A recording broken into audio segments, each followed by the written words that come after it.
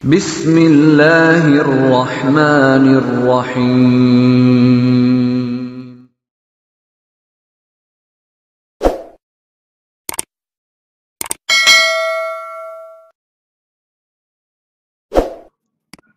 Baik, Bismillahirrahmanirrahim. Alhamdulillah wassalatu wassalamu ala Rasulillah wa ala alihi wa ashabihi wa man tabi'ahum bi ihsanin ila yaumiddin. Jamaah masyarakat ikhlas, warga taman saya persada kaum muslimin yang dirahmati Allah Subhanahu wa taala. Alhamdulillah, pada kesempatan di subuh hari ini kembali kita mengadakan kajian rutin akhlakul Quran secara online, yang dimana pada kesempatan di subuh hari ini telah hadir bersama kita Al-Ustaz Haryanto LC Hafizahullahu Ta'ala. Baik, para pendengar dimanapun Anda berada, falyatafaddal alaihi mashkura. Bismillahirrahmanirrahim. Assalamualaikum warahmatullahi wabarakatuh. Innalhamdulillah nahmaduhu wa nasta'inuhu wa nastaghfiruh wa nastahdihi wa natubu ilaihi wa na'udzu billahi min shururi anfusina wa sayyiati a'malina. May yahdihillahu fala mudilla lahu wa may yudlil fala hadiya lahu. Asyhadu an la ilaha illallah wahdahu la syarika lah wa asyhadu anna Muhammadan abdullahi wa rasuluh. Salawatullahi rabbi wa salamuhu wa barakatuhu alaihi wa ala alihi wa ashabihi wa man sara ala nahjihi wa sana bisunnatihi wa ihtada bihadihi ila yaumiddin, amma ba'd. Faqad qala Allah Ta'ala fi muhkami tanzilihi, a'udzu billahi minasyaitonir rajim, bismillahirrahmanirrahim. Ya ayyuhalladzina amanu taqullaha haqqa tuqatih wa la tamutunna illa wa antum muslimun. Wa qala ayda ya ayyuhan nasu taqu rabbakum alladzi khalaqakum min nafsin wahidah wa khalaqa minha zawjaha wa batha minhuma rijalan katsiran wa nisaa'a wattaqullaha alladzi tasaaluna bihi wal arham innallaha kana 'alaikum raqiba. Wa qala ayda ya ayyuhalladzina amanu taqullaha wa qulu qawlan sadida yuslih lakum a'malakum wa yaghfir lakum dhunubakum wa may yuti'illaha wa rasulahu faqad faza fawzan 'azima. Summa amma ba'du fa inna ahsanal hadisi kitabullah wa khairal hadyi hadyu nabiyina Muhammadin sallallahu alaihi wa ala alihi wasallam wa syarrul umuri muhdatsatuha fa inna kulla muhdatsatin fid dini bid'ah kulla bid'atin dhalalah kulla dhalalatin finnar. Allahumma inna nas'aluka ilman nafi'an wa rizqan thayyiban wa amalan mutaqabbala. Allahumma inna na'udzubika min ilmin la yanfa' wa min qalbin la yakhsha wa min nafsin la tashba wa min da'watin istajab laha. Allahumma alimna ma yanfa'una wanfa' bima 'allamtana wa zidna ilma. Allahumma aslih lana syu'lana kullaha wa la takilna anfusana tarfata 'ain. Allahumma inna nas'aluka bismikal a'zam bi annaka antallahu la ilaha illa anta an tarfa'anna al-bala wal waba wal ghala wal fitan ma zahara minha wa ma batan fa innahu la yasrifuha illa anta bi rahmatika ya arhamar rahimin. Ikhwani wa akhwati al-ahibba rahimani wa rahimakumullah. Kita awali kesempatan majelis kita pagi hari yang kita harapkan keberkahannya ini dengan memanjatkan puja dan puji serta syukur kita kehadirat Allah Subhanahu wa taala. Alhamdulillah atas berbagai limpahan nikmat, rahmat, karunia, keberkahan, keutamaan, kebaikan, kesehatan, kesempatan yang sangat banyak, tidak terhingga, tidak terbilang. Semoga Allah Subhanahu wa taala melanggengkan nikmat-nikmat itu untuk kita semua. Allahumma amin ya rabbal alamin. Tidak lupa selawat dan salam senantiasa kita curahkan, kita limpahkan ke hariban baginda Nabi Muhammad sallallahu alaihi wa alihi wasallam beserta keluarga beliau, sahabat beliau dan umat beliau pada zaman. Para jemaah yang dimuliakan oleh Allah Subhanahu wa taala, kita melanjutkan pembahasan kita di bab terakhir atau bagian-bagian terakhir ya, dari kitab Idahul Mahajjah fi Bayan Sabil Salaf Yahdidin wa Fahmihi wal Amal bihi wa Dawati ilaihi karya Fadilat Syekh Faisal Qazar Al-Jasim hafizallahu ta'ala, di bab yang ke berapa ini? 92 dan 93 insyaallah ta'ala. Kita masih melanjutkan di bab yang ke-92 tentang persyaratan sampainya hujjah atau ilmu pada seseorang untuk mendapatkan vonis status hukum ya sebagai baik sebagai orang kafir atau juga orang fasik, atau misalnya juga ahli bid'ah, atau misalnya juga ahli maksiat. Ya, jadi vonis-vonis status hukum yang buruk, yang jelek itu ya akan mengenai atau terjatuh kepada seseorang manakala telah terpenuhi salah satu syaratnya, yaitu sampainya hujah kepada yang bersangkutan. Ya, hujah di sini artinya adalah dalil dari Al-Quran dan dari sunnah Nabi Sallallahu Alaihi Wasallam yang sahih, bukan hanya sekedar ayat Al-Qurannya dan juga hadis Nabi-Nya Sallallahu Alaihi Wasallam, tetapi bagaimana memahami atau juga mengamalkan atau mengaplikasikan dua dalil tadi sesuai dengan pemahaman yang benar. Terkadang dalilnya sama-sama dia sudah mengetahui baik dari Al-Quran atau juga dari Sunnah Nabi Sallallahu Alaihi Wasallam, tetapi proses pemahamannya yang berbeda sehingga menimbulkan atau berimplikasi pada pengamalan yang berbeda juga, gitu. Jadi harus ada sinkronisasi antara dalil, kemudian proses pemahaman dan pengamalan. Kita sudah sampai sebenarnya menjelaskan tentang kisah seorang bapak ya pada zaman dahulu yang berwasiat kepada anak-anaknya ya manakala dia telah mati, meninggal dunia, untuk dibakar jasadnya, kemudian debu dari jasadnya itu dilemparkan ke tengah lautan ya, atau biar dihembuskan oleh angin, sehingga jika Allah berkehendak untuk menyiksanya atau juga mengumpulkannya, maka dia tidak akan merasakan siksa tersebut, begitu. Hal itu dia lakukan karena rasa takutnya kepada Allah Subhanahu wa taala, atau rasa takutnya kepada azab dan siksa dari Allah Subhanahu wa taala.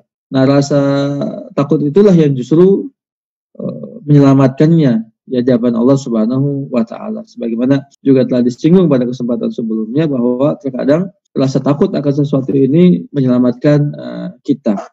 Ya, bukan berarti takut dalam hal yang pengecut. Ya, memang takut berdasarkan sesuatu yang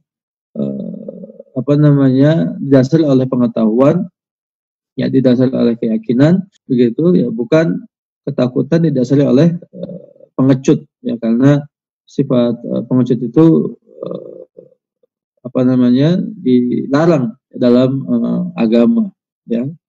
Seperti misalnya tidak mau pergi berjihad misalnya, ya, karena rasa takutnya. Nah, ini beda antara rasa takut ini dengan sikap pengecut, itu berbeda.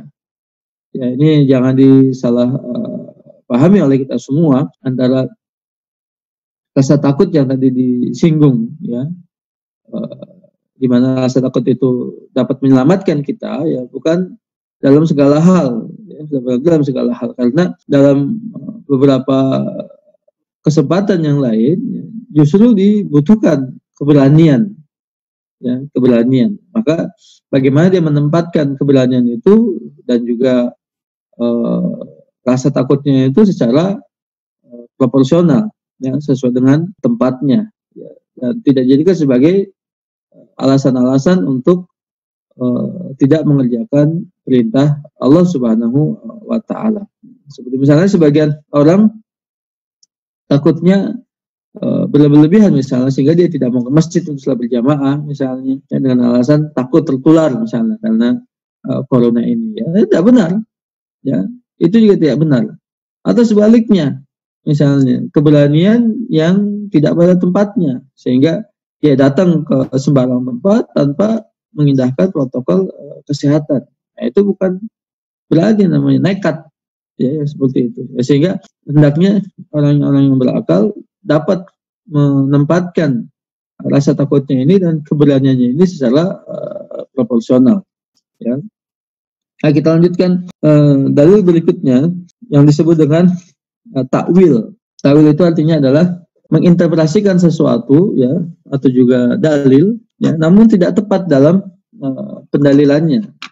Kalau tidak salah juga ini pernah saya singgung tentang kasusnya Usama bin Zaid radhiyallahu anhu wallahu, ya, ketika dalam satu peperangan dia telah menyudutkan salah satu musuhnya dari kalangan orang-orang kafir, ya, lalu dia letakkan pedangnya itu di lehernya, leher orang kafir tersebut. Lalu tiba-tiba orang itu mengucapkan kalimat syahadatain, atau dia menyatakan masuk Islam, atau dia meninggalkan agamanya yang dahulu.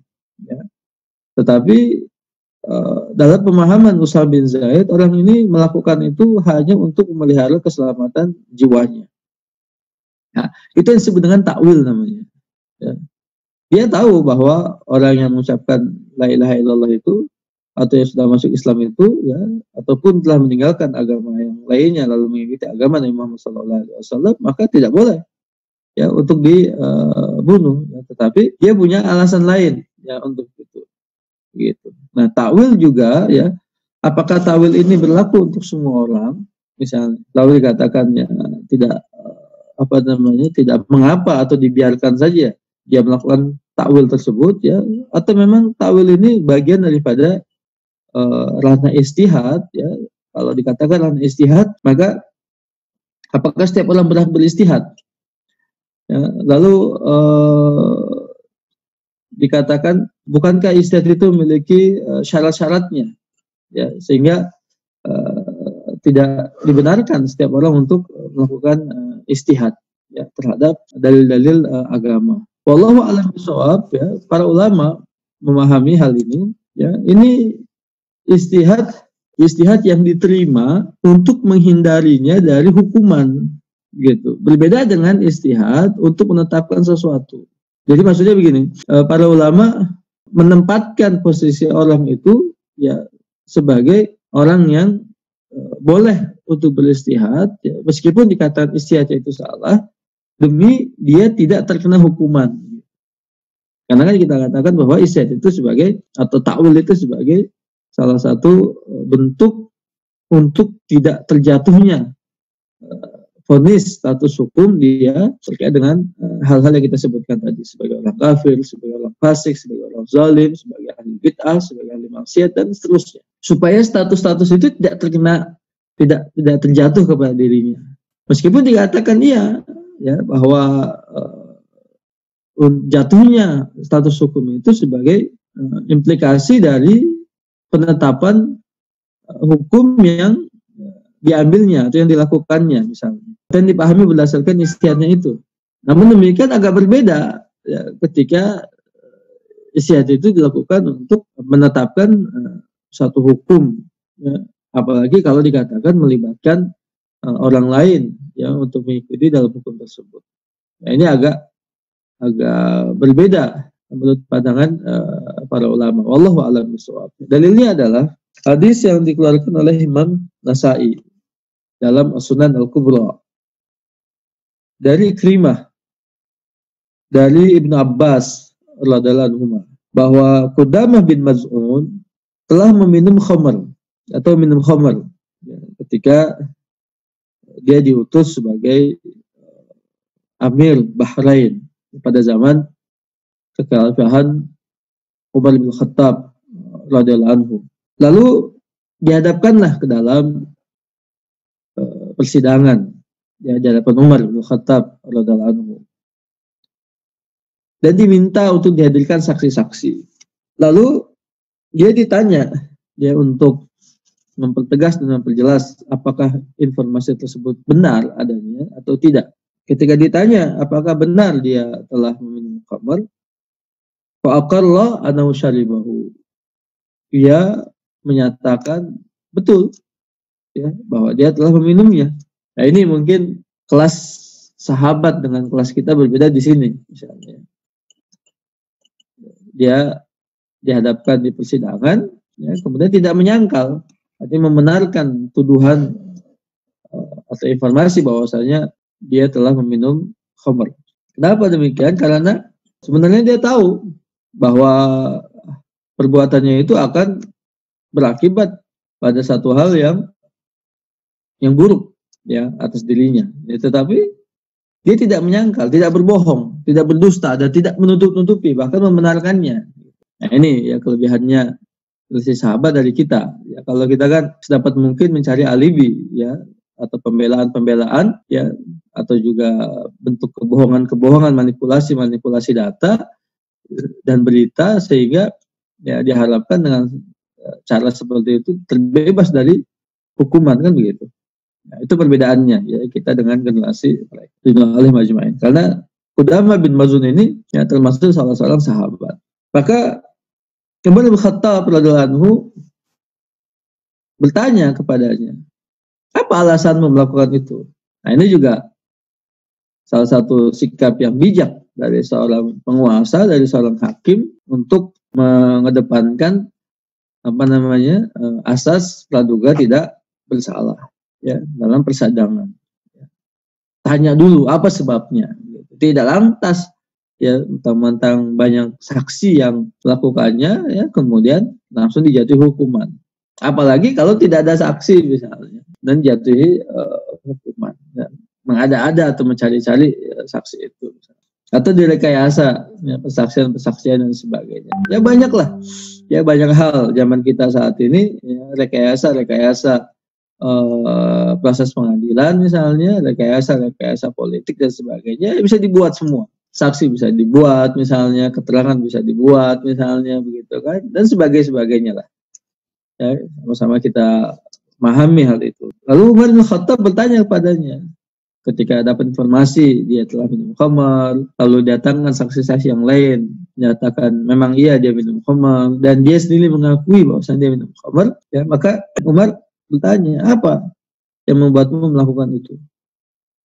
Alasannya apa?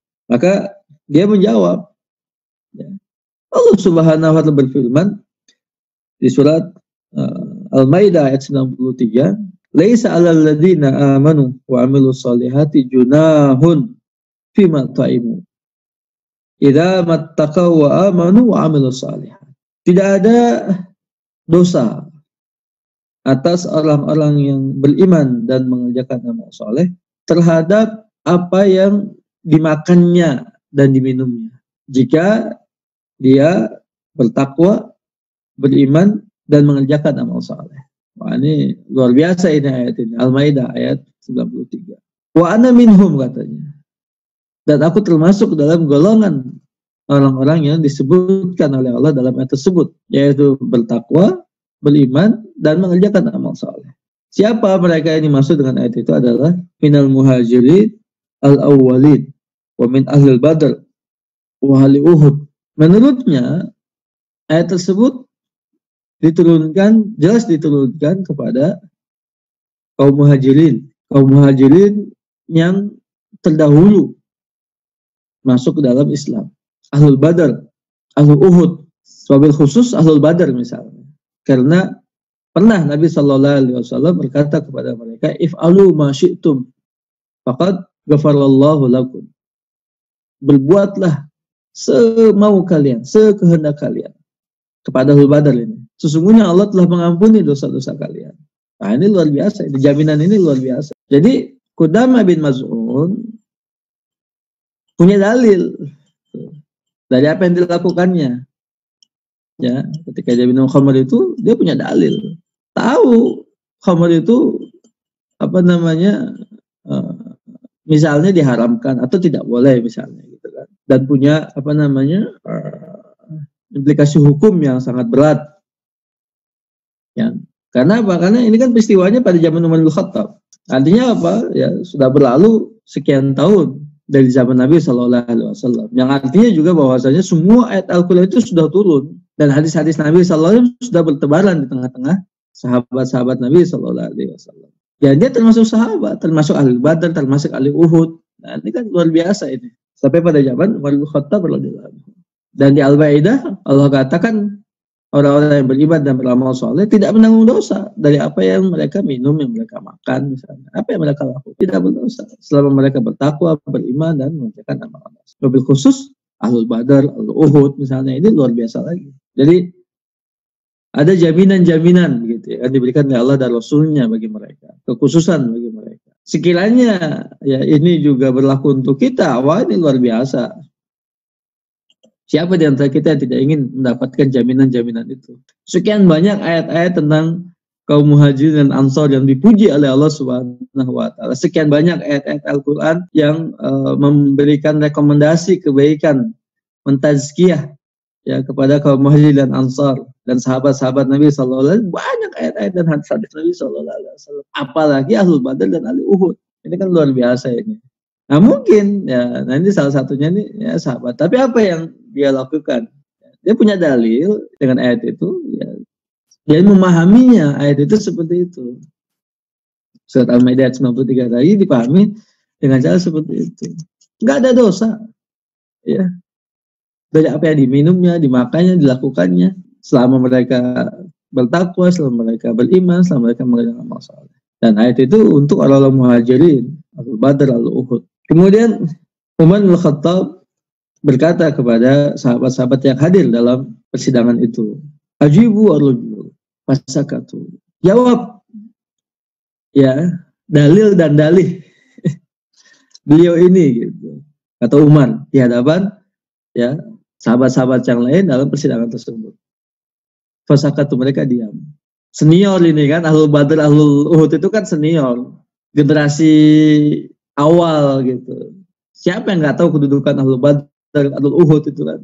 Siapa yang nggak tahu kedudukan mereka di hadapan Allah dan Rasulnya Sallallahu Alaihi Wasallam? Ya nggak berani diam, nunduk begitu kan? Masya Allah. Nah, itu namanya ya bagaimanapun juga ya harus menghormati orang yang lebih tua. Senioritas itu ada disebut dengan al-kabir gitu. Ini juga dituntut dalam agama kita, dalam banyak hadis-hadis Nabi Sallallahu Alaihi Wasallam yang mengharuskan kita untuk menghormati yang lebih tua, menghargai yang lebih tua. Bahkan disebutkan di hadisnya itu, laisa minna man lam yarham saghirana wa lam yuqir kabirana. Tidak termasuk dalam golongan kami, tidak bermanhaj dengan manhaj kami, tidak beragama dengan agama kami, tidak beradab, tidak berakhlak dengan adab dan akhlak kami. Orang yang tidak menyayangi yang kecil, yang muda, dan tidak menghormati yang besar, yang tua. Lalu mengatakan al-kabir itu ya, yang tua itu baik tua dalam usianya ataupun tua dalam ilmunya. Apalagi kalau dua-duanya misalnya, tua usianya dan tua juga ilmunya misalnya. Punya kontribusi adil yang besar terhadap dakwah, perjuangan dan sebagainya. Harus begitu. Ya kalau bahasa kita itu yang senior itu ya purnawirawan lah.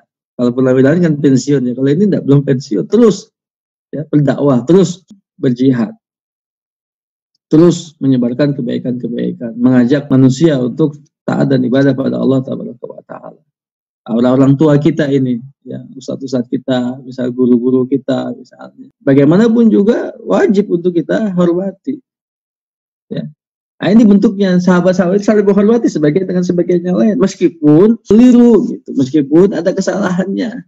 Fasakah tuh diam, jadi nggak ada yang ancam gitu, nggak ada yang berani, ya apalagi sampai teriak-teriak misalnya, ya merendahkan, mencaci maki segala macam. Siapa dia? Ya ini konteks yang belakangan ya nggak usah disebutlah peristiwanya, kasusnya ya antum sudah paham semua. Kita ini kan zamannya medsos, jadi semua udah paham, udah tahu tuh kasusnya. Nggak jelas siapa orangnya, siapa apa pengorbanannya untuk negara misalnya segala macamnya. Kemudian mentang-mentang sudah pensiun, mentang-mentang sudah purnawirawan misalnya, kemudian dicaci maki, dihina di depan umum segala, itu kan nggak punya adab ya, nggak punya akhlak ya pada yang lebih tua misalnya. Kita juga begitu dalam kita bermasyarakat juga harus begitu sama. Pada yang tua itu harus lebih hormat, gitu, menghargai. Nah, kalau toh salah misalnya, ada cara yang terbaik untuk meluruskan kesalahan itu misalnya. Kalau yang tidak tepat, ada cara yang terbaik untuk meluruskan hal-hal yang kurang tepat tadi. Dengan tidak menyinggungnya, dengan tidak ini itu segala macam. Jadi yang muda itu harus banyak mengalah. Meskipun tidak setiap orang yang tua itu benar, misalnya, tapi kewajiban kita adalah sebagai yang muda menghormati yang lebih tua. Itu adalah sahabat Nabi Shallallahu Alaihi Wasallam. Ketika Umar bertanya ya, atau mengatakan jawab, siapa yang menjawab dalil dan dalih dari Qudam ibn Mas'ud ini? Ya radhiyallahu anhu wardahum jami'an. Setelah tidak ada yang menjawab, Umar berkata kepada Ibnu Abbas radhiyallahu anhu. Nah ini nih, perhatikan ini. Ibnu Abbas, ya siapa yang tidak tahu kedudukan Ibnu Abbas, ilmunya misalnya, ya. Kemudian keberkahannya, kemudian kedudukannya, ya dalam keluarga Nabi Sallallahu Alaihi Wasallam.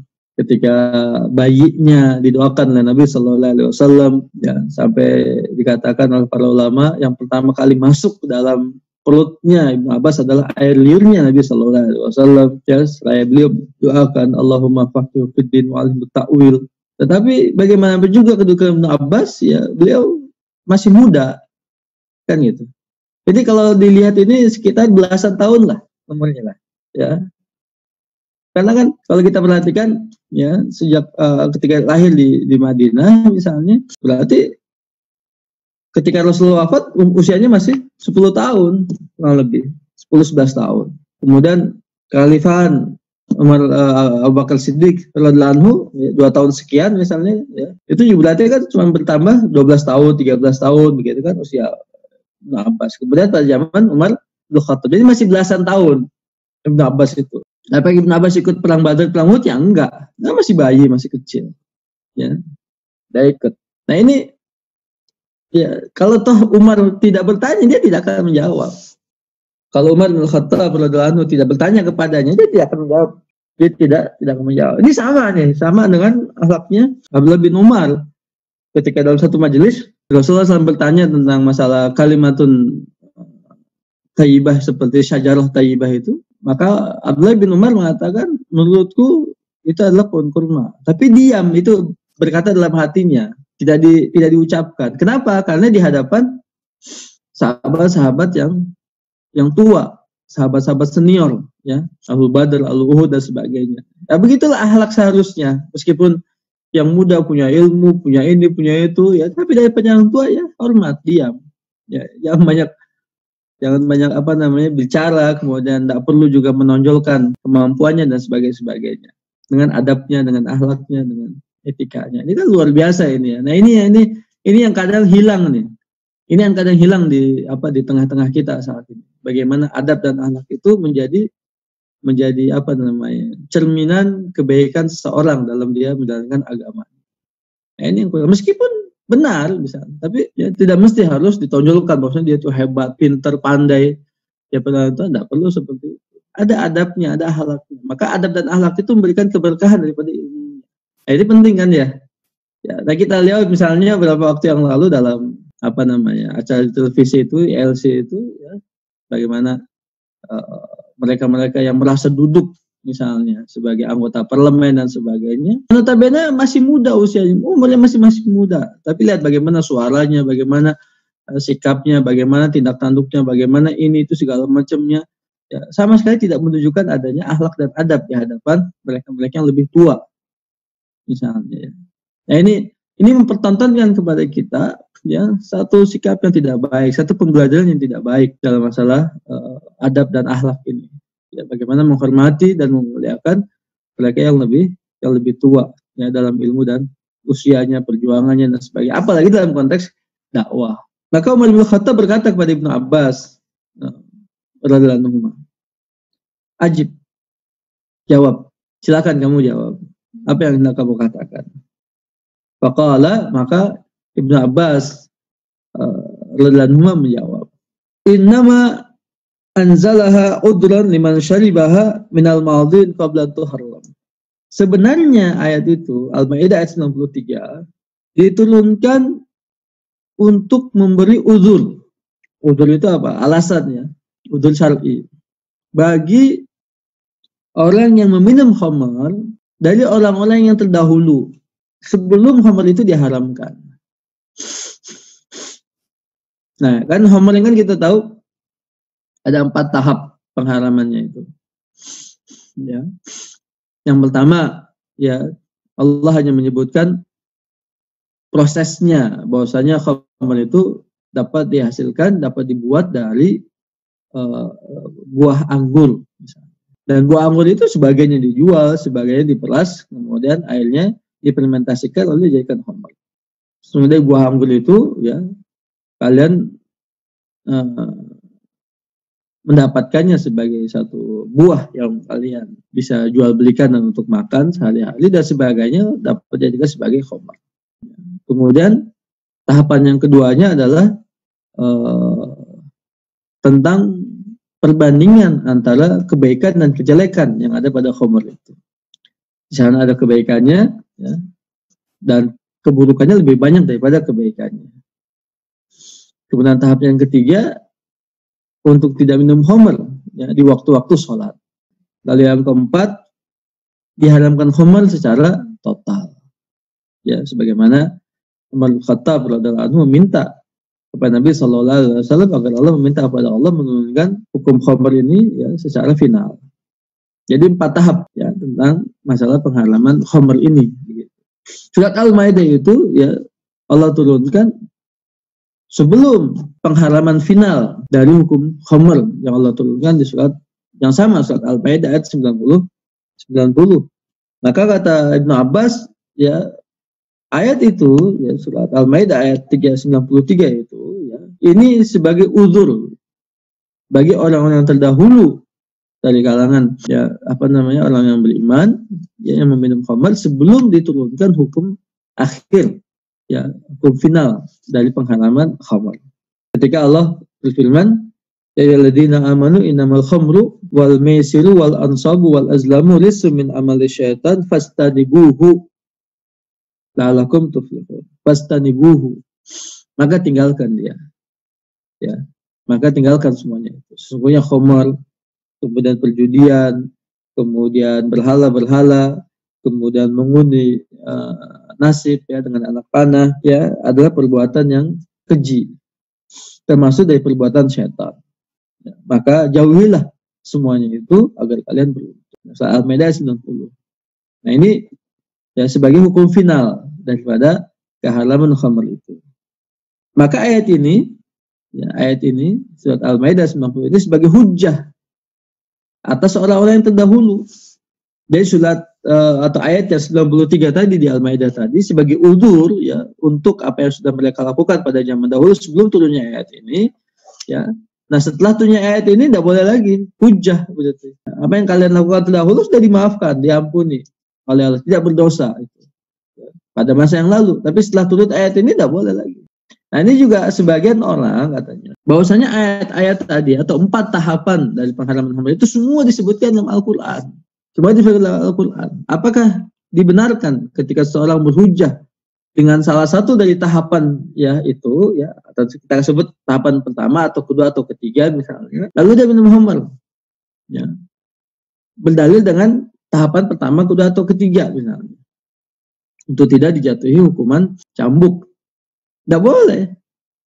Karena ketika sudah final, ya status hukum final itu akhir itu sudah turun, maka itu yang diberlakukan.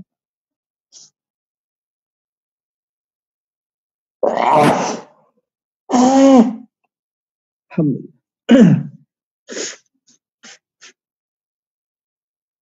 Nah sehingga hukum-hukum yang sebelumnya, yang pertama, yang kedua, yang ketiga tidak berlaku lagi. Karena sudah ada hukum finalnya. Kan begitu. Ya, perundang-undangan kan begitu. Ya. Itu disebut dengan kaidah apa? Nasakh. Nasih dan mansukh dalam hukum. Bahwa hukum yang terakhir menghapus hukum-hukum yang sebelumnya. Loh, kalau begitu buat apa? Kalau udah dihapus hukumnya kok ada? Ayatnya tetap ada dan tetap dibaca. Nah, maka para ulama menjawab atau mengatakan itu sebagai bentuk rahmat kasih sayang untuk kita. Gitu. Ya ketika kita membacanya maka kita akan mendapatkan pahala dari bacaan itu. Kita mendapatkan pahala dari pembacaan ayat-ayat tadi meskipun hukumnya sudah dihapus dengan hukum yang terakhir. Begitu kan. Kemudian yang kedua juga manfaat dan faedahnya agar kita mengetahui proses jatuhnya hukum tersebut. Ya, hukum yang terakhir itu kita tahu prosesnya, ya. Kita tahu prosesnya. Kalau ujuk-ujuk misalnya tahu-tahu diharamkan sementara kita tidak tahu prosesnya, ini kan akan memberatkan. Nah, yang ketiga juga di antara proses itu adalah hikmahnya. Kenapa kok sampai diharamkan terakhir? Ternyata ada hikmah yang sebelumnya yang bisa kita tahu. Ya, kenapa sampai diharamkan pada status hukum yang terakhir? Ya, karena tahap-tahap sebelumnya itu kita bisa mengenali hikmahnya. Ya, kebaikan daripada status hukum yang terakhir itu dan begitu seterusnya. Kemudian summa sa'ala man indahu anil had fiha. Ya, kemudian Umar bin Khattab radhiyallahu anhu bertanya tentang hukuman seperti apa yang dijatuhkan kepada orang ini. Ya, hukumannya seperti apa kepada orang ini. Faqala Ali bin Abi Thalib innahu idza syariba hudiya aw hada wa idza hada iftara fajliduhu 80. Kata Ali bin Abi Thalib, ya. Nah, ini juga termasuk penasihat Umar ini. Nasihat Umar bin Khattab. Kalau tadi kita katakan Ibnu Abbas staf ahli lah. Ya, kalau sekarang kan begitu kan. Hakim menghadirkan staf ahli. Begitu. Ya. Banyak hal kan. Ya, ahli apalagi misalnya informatika, ya ahli bahasa. Nah, ini kalau zaman sekarang disebutkan staf ahli, posisi Ibnu Abbas begitu ya. Meskipun usia masih muda tapi ya posisi staf ahli. Sementara Ali bin Abi Thalib ini sebagai penasehat. Ya, sebagai penasehat misalnya. Ya, maka Ali mengatakan orang yang minum khamr itu akan meracau. Artinya ngomongnya nggak jelas gitu. Nah, kalau sudah meracau gitu kan, kalau kita sekarang mengeplay ya, bahasa kita sekarang itu play katanya. Nah, kalau sudah meracau seperti itu, maka dia akan berbohong. Ya, akan melakukan kebohongan-kebohongan. Fajlidu samanin. Hendaknya ya orang ini dicambuk 80 kali cambukan. Itu penasihat saja. Nah, hadisnya sampai di situ. Ya, tidak jelaskan lebih lanjut. Ya, apakah Umar bin Khattab melakukan hukuman cambuk tadi atau tidak misalnya. Allah alam bisawab, sepengetahuan saya tidak dilakukan. Ya, tidak dilakukan. Ya. Kenapa? Karena sahabat tadi atau Qudamah ibn Maz'un tadi bertakwil dia, mentakwil. Ya. Mentakwil itu tadi ya, menginterpretasikan. Karena dia punya dalil, dia paham, tapi pemahamannya yang keliru. Ya, tidak tepat pemahamannya. Ya, sehingga dia melakukan perbuatan seperti itu. Dan Umar bin Khattab memaafkan. Nah, sudah, Ali ini ya dimaafkan, tapi setelah hari ini tidak boleh lagi itu jadi hujah itu. Karena diluruskan pemahamannya. Ya, yang punya implikasi hukum selanjutnya. Gitu. Nah, hal ini juga sama, ya. Artinya konsep ini dapat diterapkan dalam segala hal, ya. Dalam permasalahan masalah takfir, ya, masalah tafsik, masalah tabdi' misalnya, untuk menjatuhkan hukum sebagai orang kafir, orang fasik, ahli bid'ah, ahli maksiat dan sebagainya. Proses ini harus dilakukan, ya. Iqamatul hujjah, ya. Bertanya, memperjelas misalnya, kemudian meminta bukti-buktinya, dalil-dalilnya, saksi-saksinya, didatangkan staf ahli misalnya, ada pertimbangan-pertimbangan dan sebagainya. Itu prosesnya kan ya cukup panjang. Nah, dan serta-merta dalam pengadilan itu harus langsung dilakukan. Ini bagus sekali ini ya, untuk pedoman dalam pelaksanaan hukuman ya yang bisa kita lakukan pada zaman ini. Ini menunjukkan bahwasanya Islam ini atau masyarakat umat Islam ini sejak dahulu merupakan masyarakat yang beradab, ya, punya nilai adab yang sangat tinggi begitu, ya, termasuk dalam masalah penegakan supremasi hukum. Al-Imam Syafi'i rahimahullah ta'ala terkait dengan masalah asma wa sifat, ya, juga mengatakan gitu sama, la yukaffar bil jahli biha ahadun illa ba'da intihal khabar ilaihi biha. Tidak serta-merta dikafirkan seseorang itu disebabkan karena kebodohannya, karena kejahilannya. Nah, ini ada lagi nih. Ya, kalau tadi kan takwil ya, interpretasi, sekarang kejahilan atau kebodohan. Ya, tidak tahu dalilnya, tidak tahu hukumnya misalnya. Hal-hal yang tidak tahu itu ya tidak serta-merta langsung dijatuhi vonis hukum, kecuali sampai ya informasi itu atau ilmu itu kepadanya. Begitu pula dikasihkan oleh Ibnu Taimiyah ya rahimahullah taala. Sesungguhnya mengkafirkan ya seseorang itu ya, dan kebolehan untuk membunuhnya tergantung apakah telah sampai kepadanya hujjah, ya yang mengharuskan dia untuk dikafirkan bagi orang yang menyelisihinya, ya hujjah dari risalah Nabi Muhammad SAW, ya. Kalau tidak, maka ya tidak boleh setiap orang yang tidak mengetahui sesuatu itu ya dikafirkan. Tidak boleh. Jadi artinya Imam Syafi'i dan Ibn Taimiyah mengambil prinsip ya al-udhur bil jahli. Alasan untuk tidak jatuhnya hukum itu karena ketidaktahuan. Orang yang jahil yang tidak tahu dalil dan sebagainya tidak bisa dijatuhi hukuman syar'i. Ya. Begitu pula dalam kesempatan yang lain, ya, Ibn Taimiyah juga mengatakan demikian. Ini ya menurut aku ya dan juga orang-orang yang bersamaku ya yang mengetahui hal ini dariku ya, sesungguhnya orang yang paling berhak untuk tidak boleh menyandarkan hukum kafir, fasik dan juga maksiat ya kepada orang yang tidak memiliki ilmu pengetahuan, kecuali sudah sampai hujjah ya kepada dirinya tentang sesuatu yang menyebabkan seorang menyelisihinya akan jadi vonis hukum tadi misalnya. Nah, kalau tidak boleh. Ya, karena aku menetapkan bahwasanya Allah Subhanahu wa taala telah mengampuni umat ini karena kekeliruannya, karena kesalahannya. Dan kekeliruan dan kesalahan itu diketahui oleh banyak orang. Dia tidak mengetahui dalil-dalil hujah-hujah ya baik secara teoritis atau juga secara praktis. Wallahu a'lam bishawab. Ya, mungkin itu ya yang bisa kita sampaikan kesempatan yang berbahagia ini. Ya, insyaallah taala kesempatan berikutnya kita selesaikan bab ini ya dengan memaparkan atau menyebutkan ada 10 ternyata.